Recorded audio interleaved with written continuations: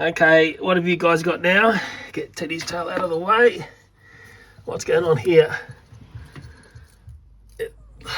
Okay, there's something going through there. Going out the other side. Okay, Teddy and Bubble, naughty. He's going to try and get underneath here. Maybe I'll get it before it goes under. It's going to be a bit tricky. It's a giant skink, and I have to pull this out to get it. Try to get this beast out of the house. Okay, there it is there. Of course, it's just chased itself into the next box. Oh, damn. If I move this box quickly sideways, I might be able to grab it. I'm going to have to be really quick here. Okay, oh, gotcha. And these things, if you don't get them by the back of the neck, they give you a really, really good nip. Really good nip. I'm surprised the cats haven't been nipped hard by one of these. It's lost its tail. That's one of its defense mechanisms, in a sense that often the tail will come off and it'll wriggle. And that's what is the, well, distraction as the lizard, or skink, should I say, goes away. It's a beautiful thing. I think it's a female. Hope I'm right there. Yeah, the cats / kittens are really focusing on the skinks, and also we're starting to get the cicadas. A lot of cicadas, but a hell of a lot of skinks. I mean, I always said we had a lot of skinks in the backyard. Well, the numbers would be diminishing from what I'm seeing going on. Just having a nice close look at the skin on these. They're beautiful to look at. Interesting shaped feet. They do camouflage very well when they're in the garden, but unfortunately when they're on the move or in the grass, they tend to stick out a bit. And I think the cats basically patrol the garden and they sort of know where these guys hang out. Yeah, very common in our backyard. The larger ones like this, I call this the large ones. You do get the smaller ones. It's beautiful to look at. And yeah, it's been saved, I dare say, by me coming in just in the nick of time. Well, I'm outside now. Sometimes the security cameras capture the cats bringing these in. The cats always have a certain walk when they've got one of these in the mouth, I've noticed. And of course, they're bringing them into me.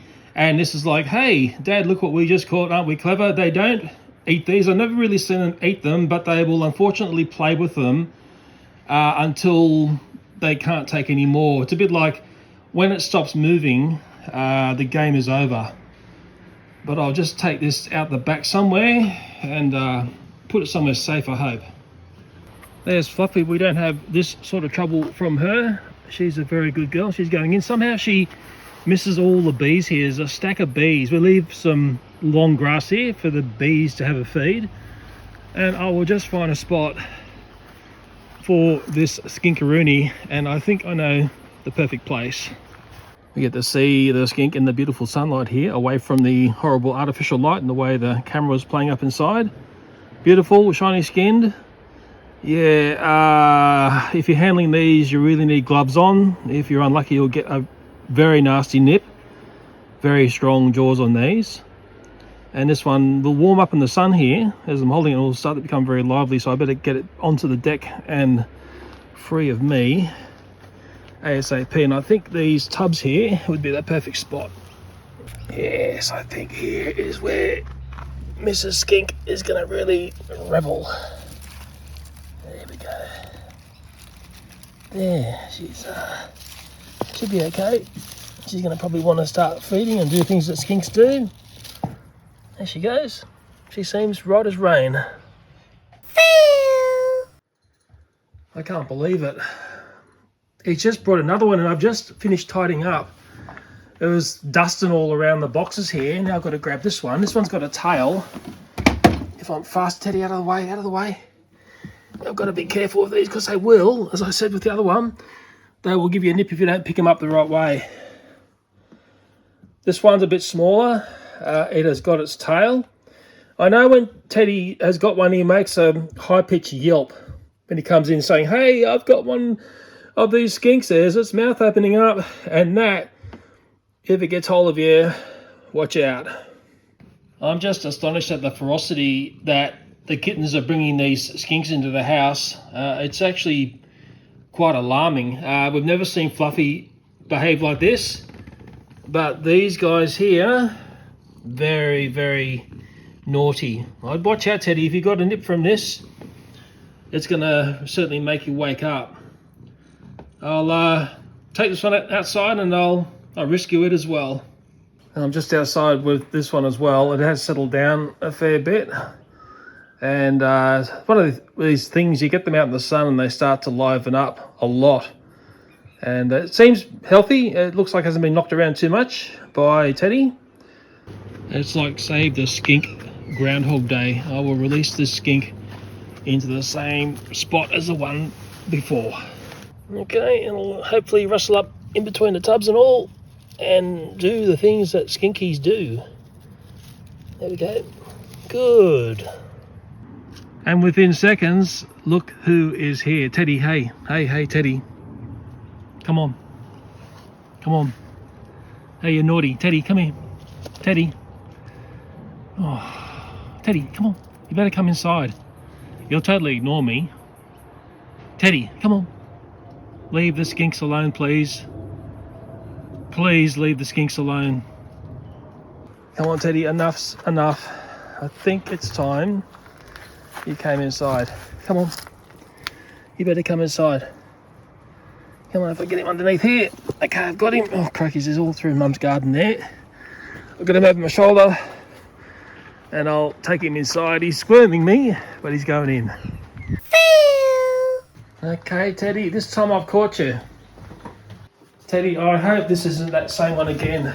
I've got to get this before it goes under the wrong spots and hopefully grab it before it nips me.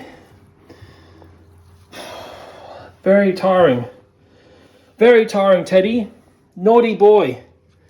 Stop bringing the skinks in, please. It's got to stop. I'm just trying to work out whether this is the same one again.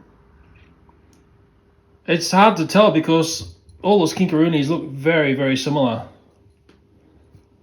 There's Teddy's tail flashing through there. Of course, he's happy he's catching them. Look, it's a proud thing for him. They don't eat them. They just bring them in and play with them until they stop moving. And of course, they stop moving when they get to a certain state. I'll take this one outside and rescue it. It's a beauty, this one. Naughty Teddy, naughty. Now Teddy's watching me. He's going to see where I put this skink. He pretends he's not interested, but he is interested. And of course I'm dealing with Bubble as well. And Bubble's right there and she's just the same. She's just as naughty. And I'm going to have to find a more curious place to put the skink and stop the cats from grabbing it. There's Teddy there. He's watching me, like he's pretending he's not interested, but he's actually just laying in between tubs there. He's looking for more skinks. And this is where I've released the last two. That was the zone there. There's a nice look at this skink outdoors, so we see its beautiful colours. I think this is a different skink versus the one I just saved. Like I said, they look all remarkably the same. Maybe sometimes you get a scale difference. I'll just have a look underneath this one. If I just twist him over like this, I think it's different. I know there'll be the experts out there saying, oh no, it's all the same, it's all the same. But I will find a nice little spot for this one. Hopefully away from those frippin' kittens. Look at the way he's going through everything in the garden here. Okay, any skink that moves is going to be in his jaws real fast. And I'm sort of thinking that I'm going to go for the back fence area, and then the skink can possibly scurry away to a spot where the cats are not. This spot here is right up near the back fence, and if I put the skink there, it will hopefully go in a direction, not back into the backyard, back that way. Come on. You need to go in that direction there.